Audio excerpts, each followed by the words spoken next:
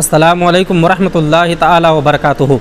امیر المؤمنین حضرت عمر فاروق اعظم رضی اللہ تعالیٰ عنہ کے دور خلافت میں حضرت عمر بن عاص رضی اللہ تعالیٰ عنہ نے مصر کو فتح کیا تو مصر کے لوگوں نے حضرت عمر بن عاص رضی اللہ تعالیٰ عنہ کی خدمت میں حاضر ہو کر عرض کیا کہ ہمارے بیچ قدیم زمانے سے ایک رسم و رواج چلی آ رہی ہے کہ ہر سال ہم لوگ ایک کنواری نوجوان لڑکی کو قیمتی زیورات اور اچھے کپڑے پہنا کر دریائے نیل کے سپرد کرتے ہیں تو سال بھر تک دریائے نیل پانی سے بھرا رہتا ہے اور دریائے نیل جاری رہتا ہے، ورنہ دریائے نیل سوکھ جاتا ہے۔ حضرت عمر بن عاص رضی اللہ تعالیٰ عنہ نے سختی کے ساتھ منع فرمایا اور آپ نے فرمایا کہ اسلام اس طرح کی جاہلانہ اور بیہودہ رسم و رواج کی اجازت نہیں دیتا اور یہ تمام باتیں باطل ہے اور بیہودہ ہے۔ مصر کو لوگ واپس چلے گئے۔ کچھ دنوں کے بعد جب واقعی دریائے نیل سوکھ گیا، جس کی وجہ سے بہت سارے لوگ نقل مکانی کرنے پر مجبور ہو گئے، گورنر مصر حضرت عمر بن عاص رضی اللہ تعالیٰ عنہ نے جب دریائے نیل کے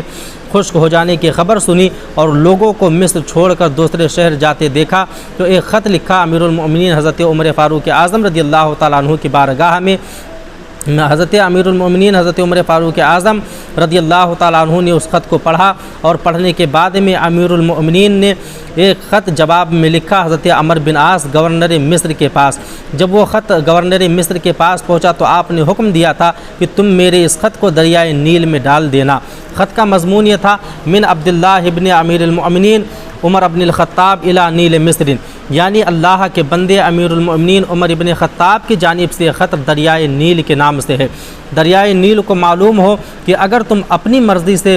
چلتی ہو، یعنی اگر تو اپنی مرضی سے بہتا ہے تو مت جاری ہو، اور اگر اللہ تعالیٰ خدائے قہار کے حکم سے جاری ہوتا ہے تو میں اللہ تعالیٰ واحد و قہار سے عرض کرتا ہوں کہ وہ تجھے جاری فرما دے۔ حضرت عمر بن عاص رضی اللہ تعالیٰ عنہ نے امیر المؤمنین کے خط کو رات کے وقت دریائے نیل میں ڈال دیا۔ مصر کے لوگ جب صبح ہوئی تو دیکھا کہ اللہ تعالیٰ نے دریائے نیل کو جاری کر دیا ہے اور دریائے نیل پانی سے اتنا بھرا ہوا ہے اور پہلے سے زیادہ اتنا پانی آ گیا ہے دریائے نیل میں کہ دریائے نیل ایسا لگ رہا تھا جیسے اب کبھی سوکھا ہی نہیں ہے اور نہ ہی کبھی سوکھے گا، یعنی دریائے نیل جس طرح پہلے جاری ہوتا تھا اس سے کئی گنا زیادہ پانی لے کر پھر سے جاری ہو گیا۔ یہ حضرت عمر فاروق اعظم رضی اللہ تعالیٰ عنہ کی شان کرامت ہے۔